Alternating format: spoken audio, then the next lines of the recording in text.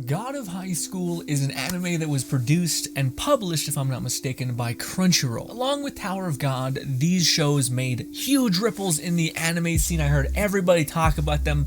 And of course, because I heard so many people talk about them, I put them on the shelf in the watch list because I had all their stuff to get to, and I was like, I'll get to them eventually.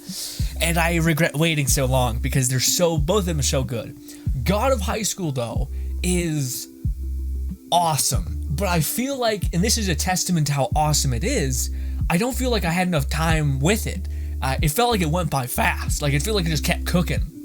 Also, the one thing I want to know, man, is why the heck did Crunchyroll not continue this service? I asked you guys this in streams and whatnot, and you guys said maybe that it was due to Funimation and Crunchyroll basically getting purchased by a subsidiary company, and that whole thing took like 5 years, which kind of adds up for contract weirdness. But yeah, I hope they get back on the bandwagon, man, because both of those were so good, and there's so many fucking amazing like webtoon / Korean like manga type things. They're brilliant, and it's a testament to how well this was executed. Like the team who worked on it, fucking brilliant, like so good. I think it was outsourced. It wasn't made by Crunchyroll. Like Crunchyroll got a studio, asked them if they would be willing to do this thing with them, and they said yes, and they produced this show with them. They could. But oh my god, ladies and gentlemen, God of High School is so damn good. So I want to talk you guys ear off about it today. So I watched God of High School. If you guys have not seen anything about the show, which is baffling to me, essentially the premise, quick sell, the baseline of the story is kind of around this school. And this school, of course, has something called the God of High School kind of tournaments, in which they get all of the martial arts within the kind of area, I think in the whole country, and they get them to fight together, and basically it's a classic competition, checking people off the list, versus, and if you win, you progress to the next stage, classic. The one thing I will say, though, it keeps pace. Like, it keeps pace brilliantly. Whereas I watch other shows that are kind of in that same, like, martial art fantasy, dude's, like, cracked, but, like, has to fight one person at a time kind of thing. And you're, like, seeing other characters develop as they go along their journey. But those shows, I feel like, are very slow. It very much feels like, are we going to get to the final the final battle in season 1? Or are we stuck here? And yeah, usually not. But no, God of High School makes incredible ground. Anyways, so the show is based around that premise about them trying to find this ultimate warrior within this battling school kind of like situation. More of like a whole city environment, kind of aiming towards this aim of watching this spectacle. Everyone's into it. This is like $1 billion industry within this TV network kind of thing as well. But it's run by a group of people that basically seem like they can tap into like magic. Which is really interesting. But generally, most people are normal human beings, and yeah, just really good at whatever kind of martial art they do. Now, we have our main character. A character that is dressed in such a cool way. The style, the design in this show is just so good. Loved it the whole way through. So in God of High School, we kind of have like 3 characters, with one being the mainstay. Kind of like 3 friends to be that kind of start to fight together and test their mettle against each other and grow together. And of course, the thing is that the main character is kind of like alone for a lot of his life. And it seems like even though he's such a bubbly character, he hasn't really made a lot of friends. But he is like extrovert over 9,000, goofball, like should be like the most popular, like because he's just so in your face, loud, and confident about who he is, which is hilarious. Anyways, long story short, all of these 3 combatants start to progress into the God of High School tournaments, and yeah, that's essentially the thing. Now, some quick little seeds of like, oh my god, this show is actually really cool because it does so many fun ideas. One of them is that there's this thing called Churyuk, and that is essentially taking a god's power. So there's like Buddha, there's like all of these other things. There's like the like this Japanese god of war kind of situation on a horseback, I think.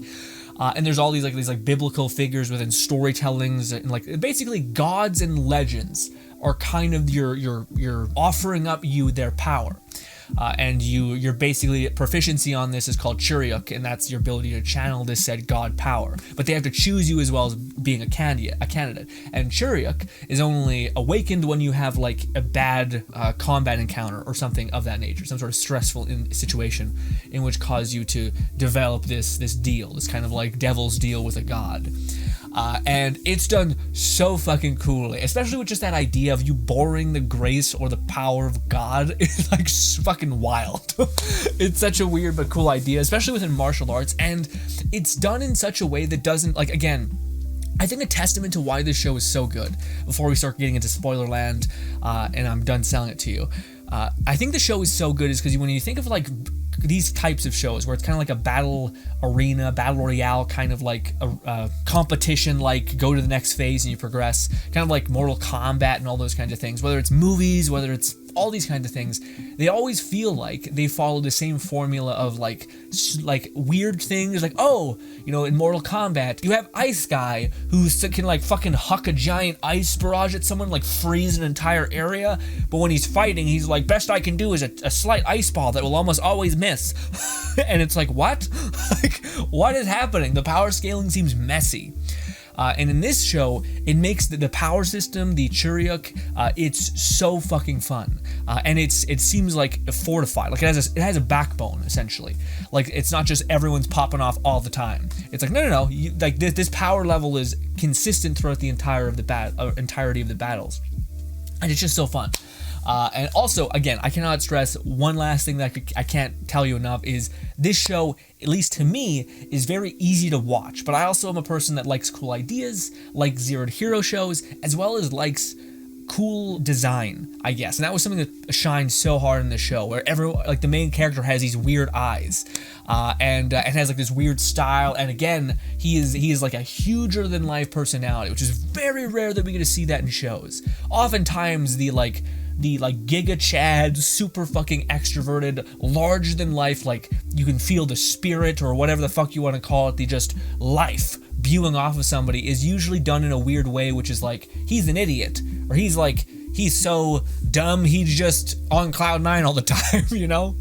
But in this show, no, the main character genuinely seems like a fucking extrovert over 9,000, super bright, like makes everyone around him feel like everything's happy, to the point where actually he's kind of embarrassing a lot of the times to his friends, because they both seem introverted. But to me, it's so good, and I gotta talk to you guys about it. Now we're going Renegade style, so that's the best sell I can, even though we already kind of have that on the channel. I just wanted to let you guys know about the cool factor if anyone's checking this out, because these usually come out before my breakdown of what the whole show is and who would like it, I guess.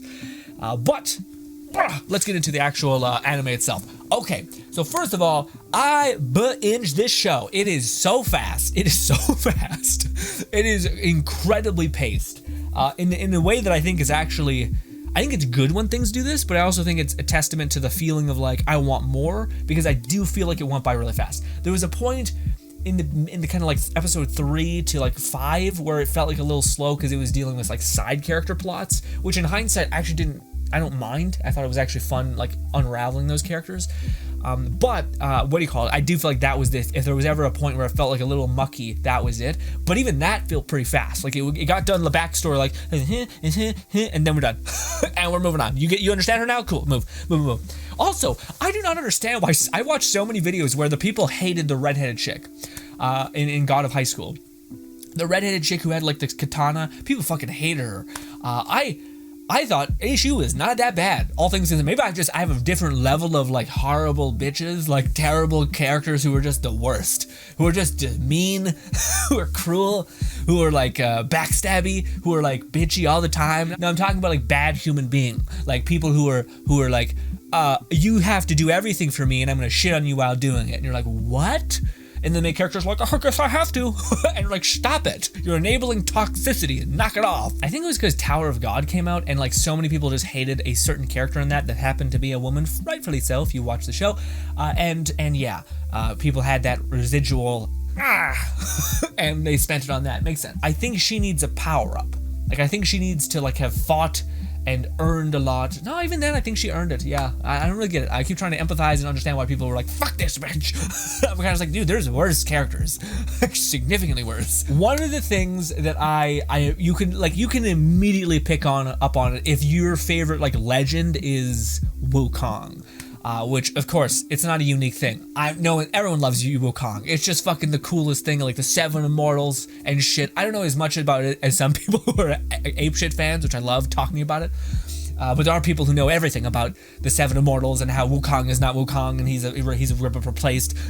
And I'm just like, I didn't know that much. But I do know I love this concept and this idea of this person that is like the best parts of like essentially a monkey. He's playful, he's happy, he's jovial, he's lighthearted, he doesn't take too many things seriously, and of course you pick up on immediately that the main character is literally all of these things. I think that's a testament to why the main character is written in such a good way, like where he is literally, like I described, like he exudes life, he exudes like happiness, joy, and they do it in a good way where like sometimes that can be really, really cringy, like someone who's basically stupid loud all the time, but it's the fact that he also doesn't give a fuck. He's just kind of like, I'm not gonna not be me. Like I want to enjoy my life, and if you don't enjoy me, then you can walk away. I'm still gonna have a great time, you know.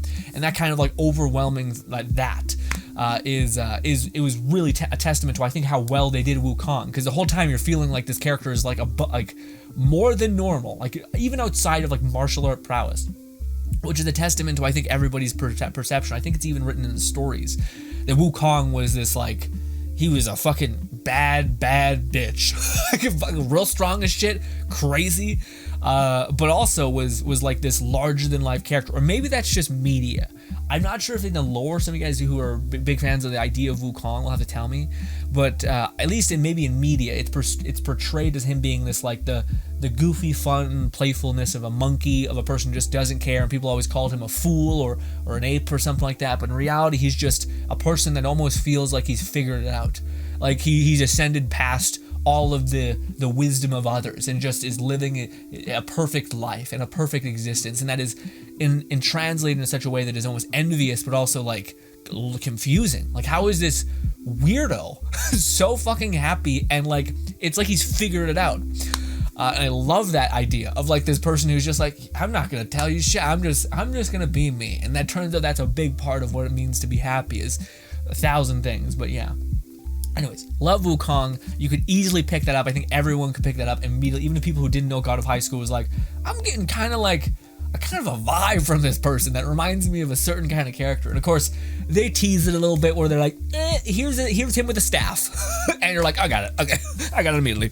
Unless you have no idea about Wukong. I'm sorry if you guys don't. But Wukong is like, it's one of the cooler legends out there. Like, you know, Greek stuff is neat, but Wukong is something different. It's like just madness, but also incredibly fun. Can't wait for Son of Wukong game to come up, by the way. Anyways, let's talk about the combat. The combat in the melee and everything is why, to me, I think the show should have multiple seasons, more of it. That's why it made me so lost when Crunchyroll stopped doing these. It's just the fact that, what? Like the melee was expertly done, the combat was really nice, the action and everything about the show from a production standpoint is incredibly well done. And not only that, from a standpoint in which the production is run by somebody who knows what the fans and what viewers find cringe and what viewers find enticing, and just a really good brevity of knowledge about how things will actually be at the end. Because I feel like that's something that's I see it oftentimes in anime, where it's just, how did nobody feel like there was a huge dip in like interest? You know, whether it's we're watching like a show that has a neat premise at the beginning, but then kind of just forgets about that premise immediately and starts doing all these other things. And you're kind of like, I like the one at the beginning, and now we're talking about like relationships and shit. Like, what? He could like tame wild dragons a minute ago, and now we're talking about love. As much as this is fine, what the fuck happened to my taming arc, okay? This is annoying. This is such a cool idea and you just wasted it. And this show definitely feels like it doesn't have that, at least to me. The idea of them introducing Churyuk, and then the idea of them like saying, okay, no, now, like phase 1 of the anime is a really cool look down the lens of these characters. Like part 1 of 30% of the show, up to episode maybe 4 or 5, maybe 6, is them like unveiling these characters to you. Like, hey, here's the girl, here's the main guy, which we've been trickling throughout the course, and here's the one dude, and also here's some, like, they don't hold back from doing sadness. Like the one girls are, I think maybe that was also a reason why the one people didn't like the redheaded girl, is because the like brawler, the like fucking stronger than shit, like also like amazing cook and like overall good husbando kind of situation. They actually did like not hold back. His friend died in a very like kind of touching and sad way, with him having like given so much, but also in that, if you think about that through a storytelling device of like how this character was willing to like break his back for his friend, and go above and beyond, find jobs, constantly pay for his medical bills, and never until the last moment never gave up once. In fact, was willing to kind of compromise his own sanity, his own self-understanding of what he believes, in order to try to pull his friend from the brink. Only for his new friends to basically say, like, it's okay, we get it, like, it's fine, like, I wish you would have depended on us if anything more. For us, the viewer, to now be like, oh, well, now he considers these people just as worthy as his previous friend. So now you're like, okay, this guy is like a ride or die type. And I think in contrast to the person who had like a wedding arc, it was just too absent of the other friends to make that make sense, you know? Like for her, it's like, it's about her family's lineage and like, and the sword, and her like making a choice to try to like, you know, what do you call it, get this done without having to put in the amount of work, even though she's put in a lot, arguably, on all these things. But it's just detached from the main characters, and they do a really good job of making you love the main character, because he's just, again, like I said, like a larger than life bright character. And then the one guy who's like the boxer guy, everything is a reflection of how he perceives his now friends. So it's just these two characters are like perfectly harmonizing with each other. And also the main guy, there's like no doubt that he is like an absolute freak who is like will dive into fire for his friends. Like they do such a good job with just the passive communication, as well as him just doing that innately, like him sticking up for the one guy and then getting wrecked. And then also for the one guy, for the brawler guy to do the same thing later down the line in the episodes or in the season. But also I don't dislike the girls' place in all this, because they're both brash. They're both like fucking silly. Like they're like, fuck all of the work we've done. Let's expend it all if it means we can stand by our ideals, which is nice. But she's also the one that's like, idiots, all of the things we've just worked for are gone. Like, stop it.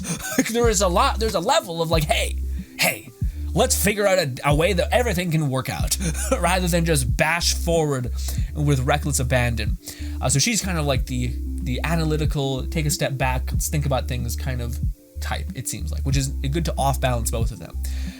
And again, it's like a perfect cohesion of a friend group, which I think, like, if I think from the author's perspective, which is crazy because he's brilliant, or she's brilliant. They've looked at it from a position of what is like the best friend dichotomy that we can think of. Like, what if there was a person that was analytical, that was clever, that considered a lot of things, that thought ahead a great deal, that also put in the work as well. Now we have a person who is like super loyal, focused, is willing to suffer, but also super structurally caring, like cares a lot, will make food for you, will watch over you, will be like a nurturer essentially. So that we have like analytical nature, nurturing, and loyalty over here. And then we have the main guy, which is like the definition of life, like living and happiness and love to some extent. And it's just like, this is a perfect cohesion of people that balance each other out and make sure people don't lose track of what they should be going. Like, these are all values that everyone should embody, but the fact that you have these people around you that remind you the importance of those said things is what like having a true friend can kind of be in a way. Regardless, the combat was amazing. I think that like the way they story told and delivered these characters. Oh, also, by the way, I said part 1 was essentially them being really good at like selling these characters to eventually, and then part like 3 is kind of where they start building the world out a little bit more, and that's actually really cool too. I like seeing like the 6 power, specifically the Joker guy, who's a doucher, but also kind of like badass. He has like a scythe and shit, and is like hard pressed for money, and that's always a fun trope. But yeah, seeing their power on display, especially towards the end, without like taking away from the brevity of the fact that like these are the 6. These are some badasses. They're jumping up walls. They're riding dragons. They're fighting for the city. So they feel strong. Like, that was something that they did really well. But then in the background, I think all of us were like, yeah, but where's our boys? Like, I don't know about these fucking people. They seem fine. Maybe not, but you know. But where's R3? Like, I want to see Katana Lady fuck some shit. I want to see the main dude pop off, because there's a lot of lore implications just trickling out constantly. I want to see the what's his name? Husbando extraordinaire. The reason why I say that is because he makes food, he works hard. It just seems like a good guy. Like, yeah, to see him fucking crater some things. Also, the fact that he's also the support role, which is hilarious. And again, she is like the strategist, the general, which makes sense. And then he is a god. So, you know, I was like, so yeah, fuck it, let's talk about it. That dude, I was waiting, and I loved, oh fuck dude, I loved so much the idea that they introduced, which was basically, hey, Churyuk is this idea that you're borrowing on God's power, that like you're like, I need your strength, so give me this, and I'll become strong. And it's funny because that's something that's shown in a lot of shows, like give me your strength, you know, King Arthur, give me the sword that can, you know, rend the world away from evil, those kinds of things, you know, give me a demon deal, and now I'm powerful or some bullshit. So that's always in the thing of like, give me your power. Which is like charming in some ways, but I loved that the one guy's answer was basically when he started hearing about Churyuk and all these stuff, he's just like, yeah, I don't want to borrow your power. Like, what are you talking about? No, it's not mine. Why would I want, like, then my power won't be mine. Like, I'd rather become stronger and then just not have to borrow your power. Like, no. And I love that response because it was kind of just such a fuck off. Like, no, like everyone's like, yes, I want power, make a deal with this sword. Some bullshit. And he's just like, yeah, no, I'm good. That seems like a bad idea. Like, what happens if the god is pissed at me and doesn't give me any more power, and now I've positioned myself here, and now I need them, and now it's all fucky, and no. Also, that's like kind of robs me of my ambition. That robs me of my efforts, you know, just having to like, boom, now you have all the world at your fingertips. And it's hilarious because, though, like, to me, if that's, I think I had hope. Again, I love Wukong, the storytelling, but I haven't, like, read I think there's a book about it. I haven't read the entire book and looked the entire mythos. I just know that every part about it I love. I love the idea of this character and everything about it, and if I had time, I probably would love to read those books or something. Every time you guys tell me about them who have, I love hearing about it. But I wonder if that is a sentiment to the idea of Wukong, this idea of, like, well, I'm just going to work hard for the life that I want to live, and again, that's something that they say in the show, which is do what you want. And I think that's a sense of what Wukong is. It's like Wukong's whole existence is, well, I just want to position myself to be able to do what I want. What do I want? I want to have a good life where I'm happy, where I control my destiny, and people, and if I want anyone to have to predispose their belief and shit on me. So I just want to do what I want and be off to my thing. So then, with that being his thought process of like, oh, well then if I'm gonna believe that, then I'm going to need to work hard and train my ass off to basically be the person that when somebody tells me what to do, I can say, no, like you don't get to choose for me how I live my life. You're going to take my freedom from me, etc. And I think that's the permeated thing within the show. But anyways, regardless, the reason why I bring that up is in regards to him being a fucking god. And I love the way, like, it's because I was so sick and tired of shit in anime where it's like the main protagonist is fucking cracked, but nobody respects him, nobody gives him credit, even though he saved everybody. He's just getting shit on for millennia. I hate it so much. I'm like, I'm tired of seeing it. I just, like, the dude, and then the dude just has to sit there and take it. And in the back of our head, we're like, he could crater these people, and then we just have to watch like assholes. I'm just like, and yeah. But again, it was so cool to see them unveil the fact that the main guy who was like telling them that like, hey, stay in your lane, for him at the end to see that like, oh, we're all borrowing God's powers, and he just straight up is a god, has become a god, is like the spark that will ignite and become a genuine god. Now, the question is Wukong an exception in this weird way? Because, you know, I'm not, like, they're hinting at things where, like, is he a reincarnation of a god, and therefore that's how he can kind of exist on Earth, the plane of Earth?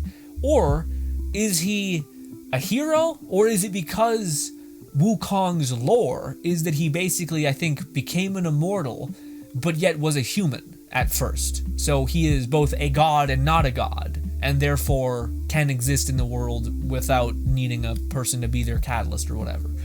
I think he's a reincarnation, but I don't know what that means. So like, he just popped out of the womb stronger than shit, just like, I'm a god, eat me. If I need to turn this on, I can. I don't know. I almost feel like it's like if there is some sort of reincarnation thing, I don't know if it's a reincarnation thing so much as it's like Wukong passing the torch to his future self, essentially. But will not allow his future self to take that torch unless he has the same kind of sense as him. Has the same kind of proclivity for that way of life, and to again earn your power, to not just like say, hey, take it, because it is kind of goes against that weird idea of like, I believe I want to earn my strength. I want to like, I don't want to take somebody else's strength. That kind of permeates this idea of like, well, if you always had a god's strength and you're kind of inherited that, it's not exactly earned. But again, why didn't he have it all at once? Probably because there's something to it, to where it's not just like a reincarnation story. It's probably like again, like making sure I'm going to give you power only when you truly understand who you were, who you once were, and you don't have to make the same mistakes that I did. But regardless, again, I loved when they showed scenes of like the past, and Wukong is just like, everyone just like, we're ready to fight, sir. We're ready to fuck some shit up. There's a bunch of like dragons coming to rip our hair off. And Wukong, or like, no, it was like giant, colossal giants. And Wukong is just like, no, it's okay, chill. And then goes out and then just obliterates all of them within like one attack. And you're like, what? It's like, Jesus Christ. I love that they didn't hold back his power either. Because Wukong also has like this like kind of like shrunken down effect, where like a lot of times his like powers are like, I can make two of me with hair, and you're kind of like, okay. and it's like, you're a god, like that guy can throw a bolt of lightning that craters a fucking hill. Like, what? And the fact that he's like, no, but also that's the best part to me about Wukong and the character in the anime. Sorry to diverge so much, but that's the best part about it, is Wukong is a silly character. Like, it's amazing to me about the idea of the character, because you never know if he's serious or not. You never know his power rating, because he's just having a fun time. He's like always having a fun time. And every now and again he's like, oh, okay, time to be a little more serious. But ultimately he's just like, no, like, this is, life is fun. Let's try to have fun. And it's such a felt thing when you're watching the show. Regardless, at the end, he finally gets his fucking crown, which is wicked. And just starts laying into people. I will say, again, that's probably the testament to having to like earn the power, because at the end he was able to like pop off for a huge amount of time and then stopped, and he's like riding a cloud and shit, dude. Anyone who knows Wukong things is like, yeah, yes, riding a cloud. He's also riding his staff that can like forever grow, essentially. Also, sorry. But yeah. It's just such a fun scene, and again, I can't give a testament to how good the combat is for such a huge portion of the show. I will say, there was like weird things that seemed like they were there for runtime, but didn't really feel that bad to experience. Like the when they were in the hospital and the guy's like going berserk for, I don't know why. They didn't really explain that. It was just kind of like, fuck it, he's popping off now. And the dude who was like the god of teeth or something, like, fuck. Also, one of the things that they mentioned, or that I didn't really connect with until I actually was kind of looking back at some stuff, but basically, in the show, they mentioned that there is like an undercover, there is like a person who is screwing over the six. So like the people who run God of High School, they say like, oh, someone's feeding information to the radical priests, essentially, the God worshipping world ender people. Someone's feeding information to them. We have a spy amongst us, who's in our ranks. Who is that? And only at the end do we see that the guy who is like the leader of the doomsday cult, essentially, he's like running for president or something like that. And behind him is the blonde guy, the guy that kicked the shit out of Wukong guy, main character guy at the beginning. So the blonde guy is the bug, is the plant, is the spy. So that's interesting. Also, I wonder if there is something to like the power rating system in the anime that is based on like countering, because right now there's not too much countering. It's pretty much like overwhelming power, yeah.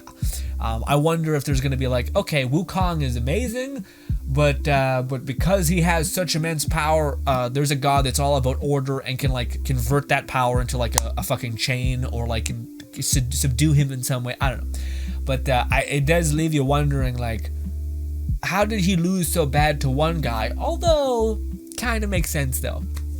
Kind of makes sense because he didn't have his power yet. Ladies and gentlemen, I do not want to have it a consistent thing to where there is always so much, this is like podcast videos, okay, but I just want to talk to you about a show that I love to bits. I absolutely would suggest this show. It's also fast. I also heard that some people didn't like it at the beginning because they found it a bit slow. I feel like the first 2 episodes are awesome. It's like where you see a lot of fighting, it's revving up, and then when they start getting into like the side character development, I could see that being slowed down to, especially where if you really enjoy the pace of the first 2 episodes, then yeah, the one part, the one where you're introduced to the friends, can be a little hollow. But I think there is meaning to why they've done that, to try to make you see like, hey, these characters are actually really cool, really interesting, fun, etc.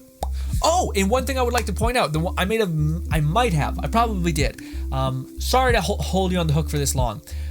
Essentially, there is high probability that there will be a season 2. I did a lot of jumping down the rabbit hole of articles, newer ones. There are some that are misleading, that are like old, and people are like, it's not going to happen because the world's ending. But no, newer ones basically are saying that there's a high probability that we'll hear something at late this year. So 2022 is this year. So around the end of this year, we'll probably hear a trailer drop something.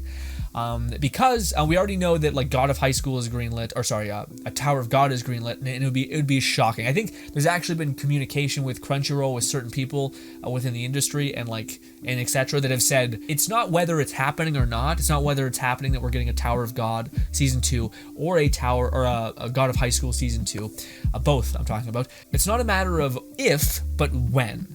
So they're absolutely greenlit. I think they've been in development for a while now, and I think they're waiting to show them. So people were speculating that it's going to be late this year or early next year, 2023, early that year.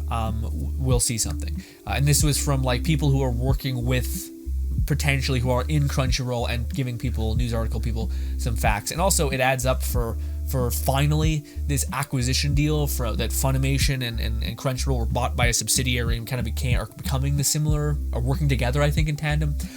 I think now this is where like the people who were kind of chipping away at a season 2 but not able to actually bring it into existence, either they're going to be greenlit to do it and it's going to be like sequenced forward, or it's going to have been worked on for a while by like a small team and then are going to finish it out as it gets to the next release. But yeah, I would expect it very, very soon. Again, there's plenty of articles that kind of echoed that same thing. I found one article that to me said exactly that, of a guy being straight up being like, no, I have connections in Crunchyroll, literally, and this is what they're saying. They're saying it's not a also within conventions that we've went to and heard like open stage podcasts, whatever they're called, panels. They've talked about like, no, we're absolutely like interested, and probably high probability that we will pursue a season 2 of both of those shows, which we know Tower of God is already is being worked on. But I wouldn't consider the God of High School to be any less likely to be worked on because they were both immensely successful. So yes, absolutely probably getting a season 2. Hopefully it's sooner rather than later, although because the show came out a good bit ago, there's a high probability that we will get a season 2 pretty soon here.